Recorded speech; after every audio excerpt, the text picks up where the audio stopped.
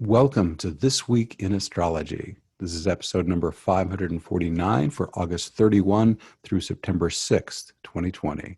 What's new? A massively aspected Virgo full moon, complete with an amazing 5 aspect patterns, highlights the week. We also have 4 previously interpreted standalone aspect patterns peaking, as well as 9 bonus aspects. A lot going on this week. Thanks so much for joining me. I'm your host, Benjamin Bernstein, broadcasting from thisweekinastrology.com. I simultaneously record these weekly forecasts as an audio podcast and as a video, so you can choose whichever format you prefer. The video version includes my chart graphics for things like lunations and aspect patterns. We'll be seeing a bunch of those today on the video. You can also see these graphics if you read my forecasts online. Just go to astroshaman.com, click blog on the menu bar, and then choose the astrology forecasts category. Please leave me a rating, review, or comment wherever you're getting this episode so others like you can find it. What's old as we come into this week, we've got a waxing moon and 5 retrograde planets, Jupiter, Saturn, Pluto, Chiron, and Uranus. Also 2 continuing aspect patterns that I will be telling you about because they're also peaking this week. In fact, there's more than 2 continuing, so we'll get into all that here in just a moment. Let's now move to our individual days of the week, starting with Monday, August 31st. Let's start with our first bonus aspect that isn't in the written forecast. All these bonus aspects are only in this podcast and video. It's the Sun quincunx Chiron. That's the Sun at 8 Virgo and Chiron at 8 Aries. And there's some resonance here. The Sun in Virgo, Virgo and Chiron have similar qualities. What I would say is, as you're moving forward, especially if it's in service or in anything related to health, whether it's your health or a health you're promoting for someone else, what adjustments are needed? The quincunx is an angle of adjustment required, and Chiron is the wounded healer archetype. It's all about healing and such.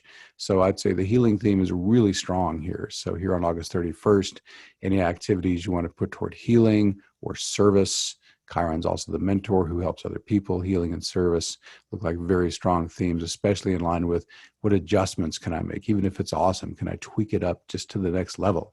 I was once told back in my sales rep days back in Oklahoma, my sales manager said, you know, being a great sales rep isn't about doing one thing 1,000% better. It's about doing 1,000 things 1% better. And that could be such a Virgo motto. And it's certainly something I take to heart. So that might be an interesting idea to keep in mind here on the 31st with the Sun quincunx Chiron. Let's get into September. Tuesday, September 1st. As I said in my August 7 forecast, we're already well into 75 days of committed partnership T-squares. These feature a Mars-Juno opposition, squaring 2020's most important aspect, the mighty Jupiter-Saturn Pluto triple conjunction. One or more of these T-squares has been in effect since July 18 and will continue through October 2nd. To heat things up even more, Venus joined Mars, Juno, Saturn, and Pluto to form a grand cross, astrology's most challenging aspect pattern. This grand cross started on August 23rd, peaks today on September 1st, and ends on September 7th. What I said in my August 7 forecast about these T-squares becomes even more true with this grand cross. Even the best committed partnerships might feel challenge. As usual, I recommend nonviolent communication to work out any issues with your partner, and my free healing invocation to assist you with your personal shadow work. Links to both of those are in the show notes. The greater the challenge, the greater the possible breakthrough. Committed partners who work skillfully with these intense energies can emerge with their relationships functioning on a whole new level of awesomeness. This grand cross also massively energizes Venus's other meanings. The energy you have for creative accomplishment could go off the charts. Financial matters are also amped up, but be careful with this setup.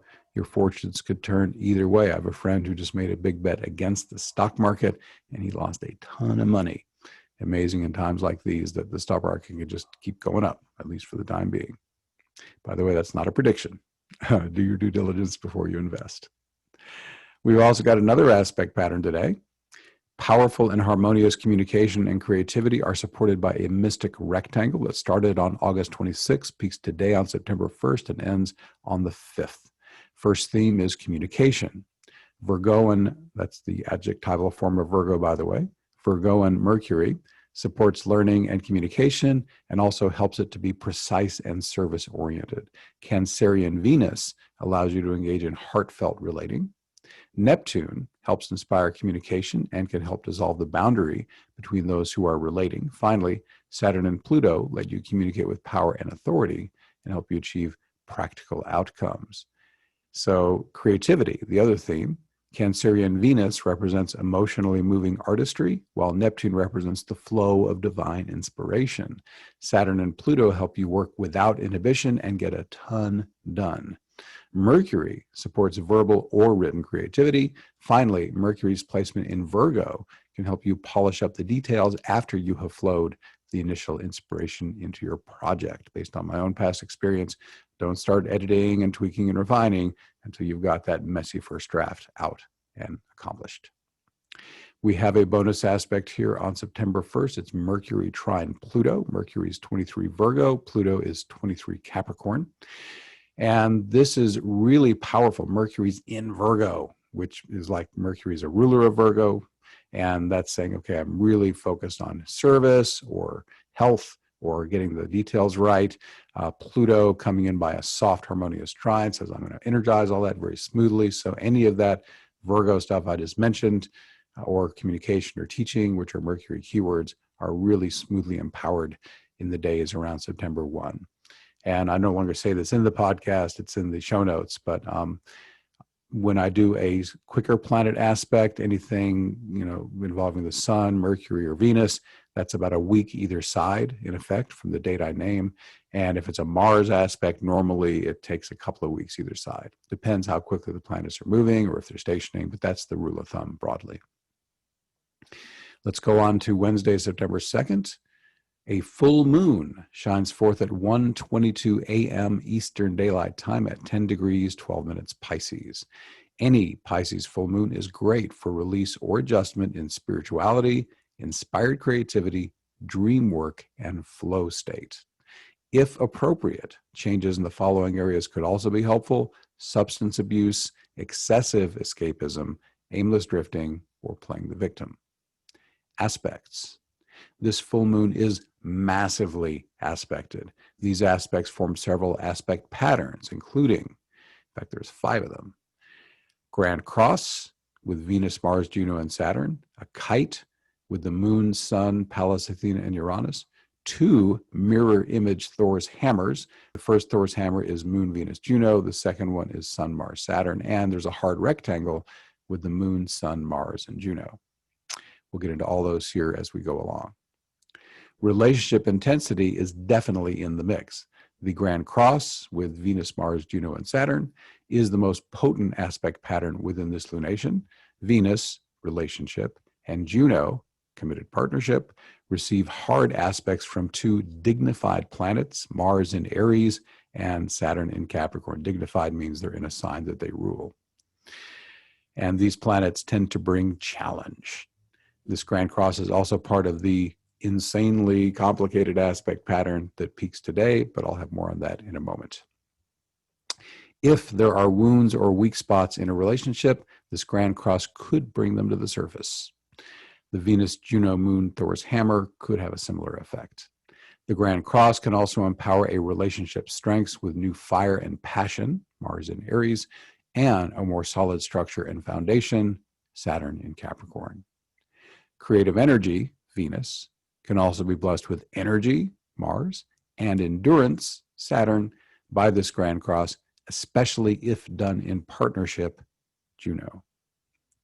The kite invites you to lead with your intuition, that's Uranus as well as the Moon in Pisces, and then refine, Sun in Virgo, your inspired download with strategy and diplomacy, that would be Pallas Athena.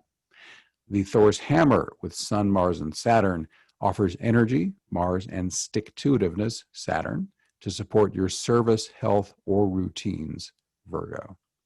Finally, the hard rectangle with the Moon, Sun, Venus, and Saturn reinforces existing themes, relationship challenge, and inspired creativity productively expressed.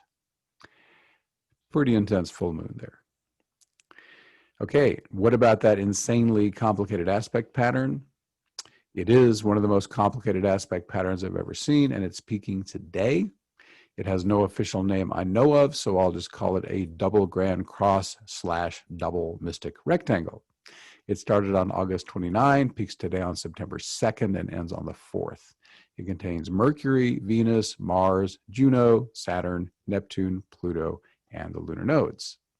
With amazingly tight symmetry, it weaves together the following aspect patterns: a grand cross with Venus, Mars, Juno, Saturn, and Pluto, another grand cross with Mercury, Neptune, and the lunar nodes.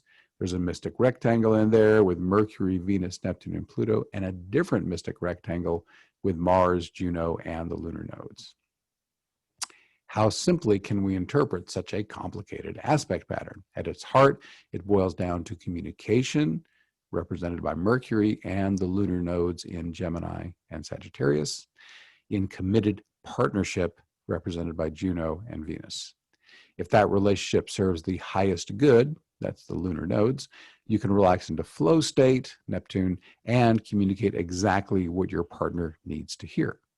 You're invited to initiate this communication, Mars in Aries, to speak with the authority, Saturn, of your inner knowing, Neptune, and to catalyze transformation, Pluto, with your words. Wasn't so bad, was it? Okay, bonus aspect time here on September 2nd. We've got two of them. We've got Venus opposing Saturn. Venus is 26 Cancer and Saturn is 26 Capricorn. Actually, you know what? I kind of brought that into the interpretation I already gave. And in a nutshell, if you take it as a standalone, Venus opposed Saturn can bring up challenge in relationship. Again, a challenge doesn't arise unless it's a weak point that probably needs some attention anyway. And when such challenge arises, it's always good to say, hey, can we work together to heal this, to, harmonize this part of our connection? Or sometimes it shows you a reason why the relationship should not continue. It depends on the circumstance.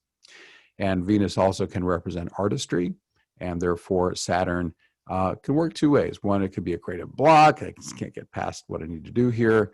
But especially with Venus in Cancer, where it's inviting you to follow your heart, really feeling into what am I called to express. Sometimes if there's a creative block, it's because you're trying to do something because you think it'll be commercially successful or someone else wants you to do it, but it's not really what your muse is calling you to do. And if you get, okay, what am I really being called to create? And you go in that direction, then Saturn often can stop blocking you, which was for your highest good perhaps in the first place when you were trying to do the wrong artistic thing. And now he says, oh, fine, I'll give you discipline and focus and endurance, and let's get this done together.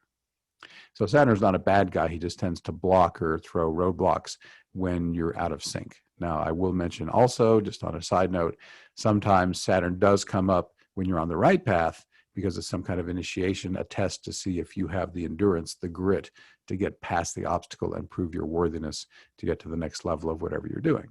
So he can do that too. That's why he's called the stern taskmaster. We have another aspect here on September 2nd, Sun trine Uranus. Sun's at 11 Virgo, Uranus is at 11 Taurus. Sun is the core of identity, vitality. Uranus is intuitive flash, genius, lots of electrical energy. Trine is smooth, easy connection. So a Sun-Uranus trine tends to be exciting and harmonious and happy. The Sun in Virgo, it says Uranus is the guy who sends down the intuitive flashes and the genius and inspiration. So this could easily flow into, wow, how can I serve more effectively? How can I get my details right? How can I take my health to the next level or promote the health of others? Those are all ways that the Virgo Sun trining Uranus could easily play out. Let's move on to Thursday, September 3rd, another bonus aspect, Mercury trine Saturn. Mercury is at 26 Virgo, Saturn is at 26 Capricorn.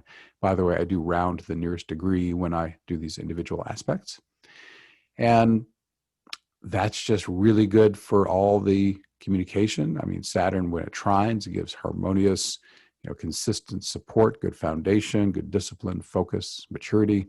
And Mercury, could be his standard learn or communicate, or in Virgo, as I said already, he could be focusing on health or service or getting the details right on something. So those are ways you can use that Mercury-Saturn trine on September 3rd. Next up, Friday, September 4th, Your ability to serve others, focus on health, and catch the little details is powerfully juiced by a Thor's hammer that started on August 30th, peaks today on September 4th, and ends on September 7th. The Virgo sun is at the tip of the aspect pattern, while Mars in Aries and Saturn in Capricorn hold down the back end. I mentioned this aspect pattern briefly in this week's full moon interpretation, but I flesh it out more fully right now. Since this is a semi-hard aspect pattern, there could also be difficulties. Mars can symbolize aggression or attack, and Saturn loves to manage things. If you find yourself being challenged like this, do what you can to analyze the situation before acting. Finally, consider whether a challenging situation could actually help you, perhaps by inviting you to step more fully into your power. Is this happening to you or for you? This day has 4 bonus aspects, and 3 of them are related. There's 3 aspects here on September 4th that involve Mercury, Venus, and Mars. I'm just giving them all the coordinates right up front, and then I'll tell you how they all weave together. There's a Venus-Mars square, Venus 28 Cancer, Mars at 28 Aries. There's a Mercury-Mars quincunx, Mercury 28 Virgo, Mars 28 Aries, and there's a Mercury-Venus sextile, Mercury 28 Virgo, Venus 28 Cancer. So basically, we've got Mercury, Venus, and Mars playing with each other with a combination of soft and hard connections. How do you put all that together? Well, let's see. Mercury could be communication. Okay, so Venus can harmonize the communication and make you want to connect with folks. Mars can add intensity, drive, passion. So use skillfully these aspects together can say, wow, I can communicate with additional fire, with additional harmony. It could be great. If you're less skillful with it, you could be too aggressive or, controlling or angry.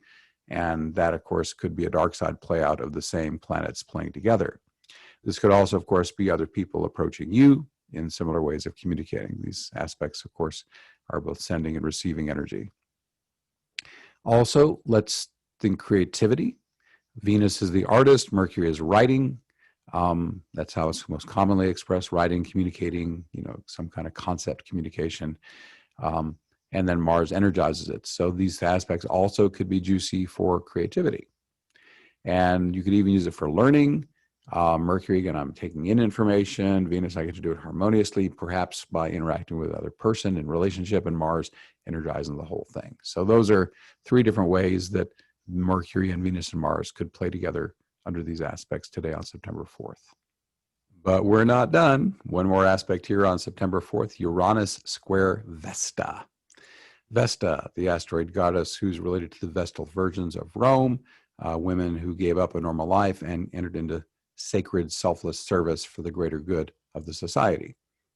So I roughly translate Vesta into service to a higher cause that doesn't directly benefit you, except for the joy it gives you. And what's Uranus? It's paradigm shift, possibly shaking it up. It's a square, some possibly challenging stuff. So look carefully at whatever you're supporting. What are you doing charitably or volunteering to do? Ask yourself, do I still feel the excitement? Is this something that really revs me up? I love doing it after I've given this service or given this money or however I'm supporting this thing. Do I feel really good about it? Does it give me the warm, fuzzy glow inside, the enthusiasm? If that's the case, carry on. Or if there's something new you're excited to support, get into it. However, if you're doing some kind of service and it's out of your passion zone, ask yourself, do I really want to continue this thing? One concept I'm working with a lot recently is the 4 zones. And very briefly, the zone of incompetence is something you can't do well or shouldn't be doing anyway. Zone of competence, yeah, I can do it well, but I'm not particularly passionate about it. Others could do it as well. The zone of excellence is the tricky one because it's stuff you are really good at and maybe you're making a lot of money at it, you're getting a lot of approval from people for it, but it's not your true passion. And then there's the zone of genius, the thing that you're really excited about doing and you're really good at it, and very few other people can do this thing like you can. In other words, you do this kind of thing in the zone of genius, say, man, this is what I was put here to do. This is my jam. And I'm going to relate that to here. If there's a worthy cause you're promoting, are you excited about it? Is it juicing you? Is the service you're giving, the support you're giving to this thing in your zone of genius, the specific thing you're here to do? And if so, then by all means, put more energy into that service that you're giving. That ends September 4th, and that ends our events for the week, actually. I want to give big thanks to all the listeners who replied to last week's question. I asked whether I should repeat an aspect patterns interpretation if it starts and peaks during different podcast episodes. Obviously, I did that a bunch this week because I got several responses, and every single person said, yes, repeat those interpretations. And so I will keep repeating them based on the unanimous response saying, yes, keep doing that. And now, as I continue to check in, it's time for my next question. For a while now, I've been including bonus aspects in the podcast and video that are not in my written interpretations. Do you like hearing about the bonus aspects? Or are they just confusing overkill that detract from the more important events of the week? I would love your feedback on that. Please leave me a comment on this episode's blog post or email me at astroshamanbenjamin@gmail.com or text me at 828-338-9852. Thank you. I do appreciate your feedback. I am, as I sometimes do, looking at the things I'm doing here and asking, should I keep doing it? Should I change it? Is this one of those little things, one of those 1,000 things I can do 1% better, that kind of thing. I want to remind you about a significant new feature in my Awakening Plus online membership for spiritual support. It brings the archive alive like never before. The Awakening Plus archive is a treasure trove of transformational processes. It stretches back almost 5 years, contains over 250 events. Members tell me that these archived events are just as life-changing as the live calls. The divine energies are there right in real time during the recordings. But until now, it's been easy to get lost in all that content. How is a member supposed to choose which archived events to experience? That problem has been solved thanks to the new Awakening Plus Best of Guide. It sorts the archive into 11 categories and then lists and ranks the best events in each category. Categories are even sorted into 4 groups: more gentle, more intense, most intense, and other categories.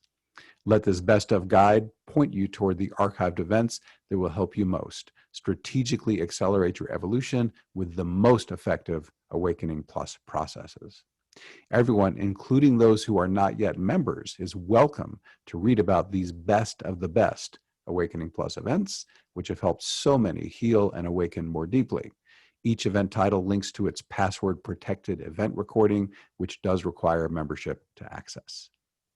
On a related note, everyone's welcome to participate in most live Awakening Plus calls for free. These calls support your individual healing and awakening and also support the current global spiritual awakening. Our August events are complete. I'll announce the September schedule on the next episode, but in the meantime, here is next week's event. We do, as we do every week, New Earth Support, Thursdays at 8 p.m. Eastern Daylight Time. As always, we'll create our sacred container, invoke embodied awakening, and then flow energy to support the more awakened new earth currently blossoming. The divine always rewards us with personal spiritual upgrades and profound bliss. These events last an hour or less, typically. It is our first show of the month, which means it's time to announce our free session winner for September. This time it's Christy Anderson. This is the only Christy who has registered since I restarted the free drawing pool a few weeks ago. As a reminder, I mentioned this a few podcasts ago, if you previously entered by sending in your chart information, you need to sign up again for the free drawing. There is a link in the show notes that will take you to a sign-up form. Just enter your name and email, and you will be in contention. One upside of this is that with the number of entrants currently at just 34 people, the chances to win a free session just got a whole lot better. Before I made this shift, there were hundreds of people who had sent in charts. So your odds just really got a ton better at your chance to win. Your entry will also sign you up for my Astro Shaman News emails. If you already subscribed, don't worry, your subscription will stay like it is. But I give away an additional free 1-hour session to subscribers to the Astro Shaman News, which actually gives you 2 chances to win each month. So that is obviously awesome. Thank you for being here. Once again, I'm Benjamin Bernstein with astroshaman.com. I can serve you with astrology readings, shamanic healing, awakening activation, astrological event timing, and my one-of-a-kind life coaching. All my one-on-one services are equally effective in person or long distance, and I've dropped my rates during the pandemic. I also offer an unbeatable price on SolarFire, the #1 astrology software for Windows. And as I mentioned, I run the Awakening Plus online membership for spiritual support. You can learn about all this and more at astroshaman.com. And the show notes this week are at astroshaman.com/549. Just go to ASTROSHAM as in mother, AN as in Nancy.com/549. Please reach out if you have any questions. My email is astroshamanbenjamin@gmail.com. My number for voice and text, 828-338-9852. I would love to connect with you. We're wrapping up this episode. Once again, please leave me a rating, review, or comment wherever you're getting this episode so others like you can find it. This Week in Astrology is honored to be chosen as one of the internet's top 10 astrology podcasts. Check out our website where you can hear the show and subscribe to podcast updates. And if you have not already, be sure to click the link in the show notes for those 2 chances to win a free Astrology Plus session with me each month. Thanks again for spending this time with me. Stay safe, stay healthy. I wish you infinite blessings as the stars light your way.